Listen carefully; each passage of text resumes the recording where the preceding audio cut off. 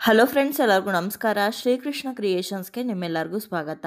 ಇವತ್ತಿನ ಈ ವಿಡಿಯೋದಲ್ಲಿ ಈ ವರ್ಷ ಬಂದಿರುವಂಥ ಕೊನೆಯ ಅಮಾವಾಸ್ಯೆ ಅಥವಾ ಪುಷ್ಯ ಅಮಾವಾಸ್ಯೆ ಯಾವತ್ತು ಬಂದಿದೆ, ಹಾಗೆ ಯಾವ ಸಮಯದಲ್ಲಿ ನಾವು ಪೂಜೆ ಮಾಡಬೇಕು, ಅಮಾವಾಸ್ಯೆ ತಿಥಿ ಯಾವಾಗ ಆರಂಭವಾಗಿ ಯಾವಾಗ ಅಂತ್ಯಗೊಳ್ಳುತ್ತೆ ಅನ್ನೋದೆಲ್ಲದನ್ನು ಕೂಡ ಸಂಪೂರ್ಣವಾಗಿ ಇವತ್ತಿನ ಈ ವಿಡಿಯೋದಲ್ಲಿ ತಿಳಿಸ್ಕೊಡ್ತಾ ಇದ್ದೀನಿ. ಹಾಗಾದರೆ ಇನ್ಯಾಕೆ ತಡ, ಬನ್ನಿ ವಿಡಿಯೋನ ಶುರು ಮಾಡೋಣ. ನೋಡಿ, ಪುಷ್ಯ ಮಾಸ ಆರಂಭ ಆಗೋದಕ್ಕಿಂತ ಮುಂಚೆ ಬರುವಂಥ ಅಮಾವಾಸ್ಯೆಯನ್ನು ನಾವು ಪುಷ್ಯ ಅಮಾವಾಸ್ಯೆ ಅಂತ ಕರಿತೀವಿ. ಇನ್ನು ಈ ಪುಷ್ಯ ಅಮಾವಾಸ್ಯೆ ಈ ವರ್ಷ ಬಂದಿರುವಂಥ ಕೊನೆಯ ಅಮಾವಾಸ್ಯೆ ಆಗಿದೆ. ಮೊದಲಿಗೆ ಈ ಪುಷ್ಯ ಅಮಾವಾಸ್ಯೆ ಯಾವತ್ತು ಬಂದಿದೆ, ಹಾಗೆ ಯಾವ ಸಮಯದಲ್ಲಿ ಪೂಜೆ ಮಾಡಬೇಕು ಅಂತ ತಿಳ್ಕೊಳ್ಳೋಣ.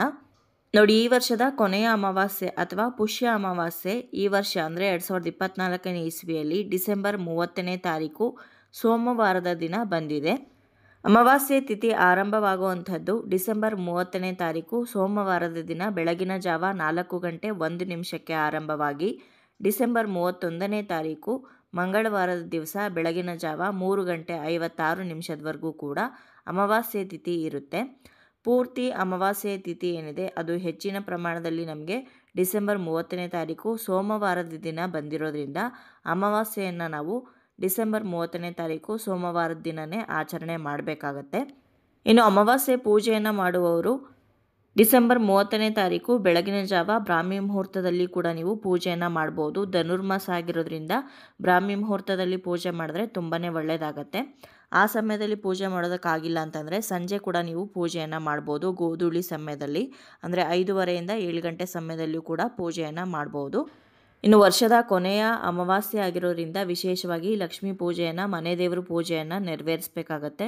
ಜೊತೆಗೆ ನಿಮಗೆ ಹಾಗೆ ನಿಮ್ಮ ಮನೆಗೂ ಕೂಡ ದೃಷ್ಟಿಯನ್ನು ನಿವಾರಿಸೋದು ಕೂಡ ಮರಿಬೇಡಿ. ಸಾಕಷ್ಟು ರೀತಿಯಲ್ಲಿ ನಿಮಗೆ ಹಾಗೆ ನಿಮ್ಮ ಮನೆಗೆ ಯಾವ ರೀತಿ ದೃಷ್ಟಿಯನ್ನು ನಿವಾರಿಸಬೇಕು ಅಂತ ಈಗಾಗಲೇ ವಿಡಿಯೋ ಮಾಡೋದ್ರ ಮುಖಾಂತರ ತಿಳಿಸ್ಕೊಟ್ಟಿದ್ದೀನಿ. ಯಾರಾದರೂ ನೋಡಿರಲಿಲ್ಲ ಅಂದರೆ ಹೋಗಿ ನೋಡ್ಕೊಂಡು ಬರ್ಬೋದು. ಇನ್ನು ಸರಳವಾಗಿ ನೀವು ಅಮಾವಾಸ್ಯೆ ಪೂಜೆಯನ್ನು ಮನೆಯಲ್ಲಿ ಯಾವ ರೀತಿ ನೆರವೇರಿಸ್ತೀರೋ ಅದೇ ರೀತಿ ಪೂಜೆಯನ್ನು ಕೂಡ ಮಾಡ್ಬೋದು. ಇನ್ನು ಈ ಅಮಾವಾಸ್ಯೆ ಏನಿದೆ ಅದು ಹೊಸ ವರ್ಷ ಆರಂಭ ಆಗೋದಕ್ಕಿಂತ 1 ದಿನ ಅಥವಾ 2 ದಿನ ಮುಂಚಾಗಿ ಬರೋದ್ರಿಂದ ಬಹಳ ಜಾಗರೂಕತೆಯಿಂದ ಇರಬೇಕಾಗತ್ತೆ. ನಾವು ನೋಡಿರ್ಬೋದು, ಸಾಕಷ್ಟು ಬೆಂಕಿ ಅವಘಡಗಳು, ನೀರಿನಿಂದ ಆಗುವಂತಹ ಅವಘಡಗಳೆಲ್ಲದೂ ಕೂಡ ವರ್ಷದ ಕೊನೆಯ ತಿಂಗಳಲ್ಲಿ ಜಾಸ್ತಿ ಆಗುತ್ತೆ. ಹಾಗಾಗಿ ವರ್ಷದ ಕೊನೆಯಲ್ಲಿ ಹೆಚ್ಚಾಗಿ ದೂರ ಪ್ರಯಾಣಗಳೆಲ್ಲದೂ ಮಾಡೋದು ಅಷ್ಟಾಗಿ ಒಳ್ಳೆಯದಲ್ಲ. ಹೋದರೂ ಕೂಡ ಜಾಗ್ರತೆಯಿಂದ ಇರಬೇಕು. ನೀರಿನ ಹತ್ರ, ಬೆಂಕಿ ಹತ್ರ ಎಲ್ಲ ಆಟ ಆಡೋದಕ್ಕೆ ಹೋಗಬೇಡಿ. ತಾವು ನೋಡಿದ್ರಲ್ವ ಸ್ನೇಹಿತರೆ, ಇವತ್ತಿನ ಈ ವಿಡಿಯೋದಲ್ಲಿ ಪುಷ್ಯ ಅಮಾವಾಸ್ಯೆ ಅಥವಾ ಈ ವರ್ಷದ ಕೊನೆಯ ಅಮಾವಾಸ್ಯೆ ಯಾವ ದಿನಾಂಕದಂದು ಬಂದಿದೆ, ಯಾವ ಸಮಯದಲ್ಲಿ ನಾವು ಪೂಜೆಯನ್ನು ಮಾಡಬೇಕು ಅನ್ನೋದನ್ನು ತಿಳಿಸ್ಕೊಟ್ಟಿದ್ದೀನಿ. ಇವತ್ತಿನ ಈ ವಿಡಿಯೋ ನಿಮ್ಮೆಲ್ಲರಿಗೂ ಇಷ್ಟ ಆಗಿದೆ ಅಂತ ಭಾವಿಸ್ತೀನಿ. ಇಷ್ಟ ಆಗಿದರೆ ಲೈಕ್ ಮಾಡಿ, ಬೇರೆಯವ್ರಿಗೂ ಕೂಡ ವಿಡಿಯೋನ ಶೇರ್ ಮಾಡಿ, ಹಾಗೆ ನಿಮ್ಮ ಅನಿಸಿಕೆ ಅಭಿಪ್ರಾಯವನ್ನು ಖಂಡಿತವಾಗ್ಲೂ ಕಮೆಂಟ್ ಮುಖಾಂತರ ಬರೆದು ತಿಳಿಸಿ. ಮತ್ತೊಂದು ಉಪಯುಕ್ತ ಪೂಜಾ ಮಾಹಿತಿಯೊಂದಿಗೆ ನಿಮ್ಮನ್ನ ಮತ್ತೆ ಭೇಟಿ ಆಗ್ತೀನಿ. ಅಲ್ಲಿಯವರೆಗೂ ಧನ್ಯವಾದಗಳು.